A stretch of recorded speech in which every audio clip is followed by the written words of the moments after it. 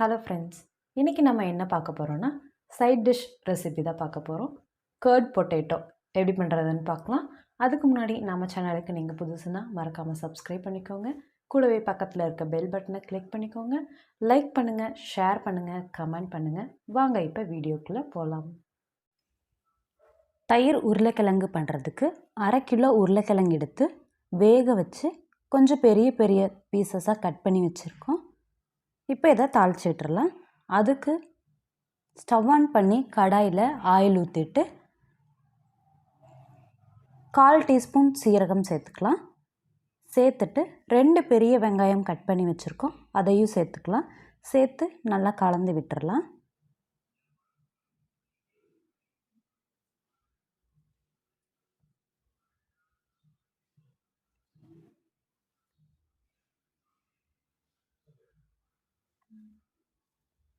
வெங்காயம் நல்லா வதங்கி வர வரைக்கும் கலந்து விட்டுறலாம். இப்போ வெங்காயம் வதங்கிருச்சு. 1/2 டேபிள் ஸ்பூன் மிளகாய்த்தூள், 1/2 டேபிள் ஸ்பூன் மிளகுத்தூள், 1/4 டீஸ்பூன் மஞ்சள் தூள், 1 டேபிள் ஸ்பூன் மல்லித்தூள், தேவையான அளவு உப்பு சேர்த்துட்டு எல்லாத்தையும் நல்லா கலந்து விட்டுறலாம்.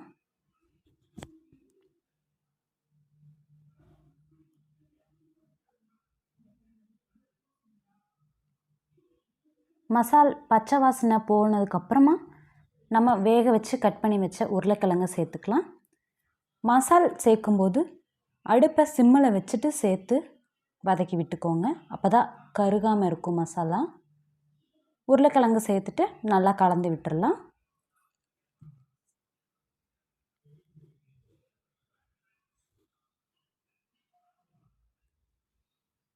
உருளைக்கிழங்கு நல்லா மசாலாவோட மிக்ஸ் ஆனதுக்கப்புறமா 1 டேபிள் ஸ்பூன் இஞ்சி பூண்டு பேஸ்ட் சேர்த்துக்கலாம். சேர்த்து நல்லா கலந்து விட்டுறலாம்.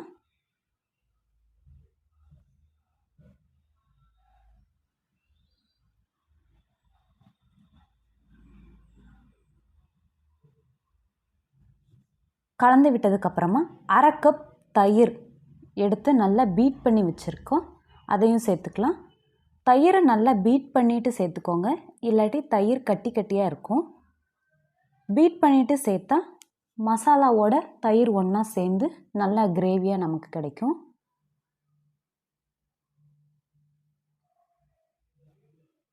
தயிர் சேர்த்து நல்லா கலந்து விட்டாச்சு. இப்போது 1/4 டீஸ்பூன் கரம் மசாலா சேர்த்துக்கலாம். சேர்த்து நல்லா கலந்து விட்டுக்கலாம்.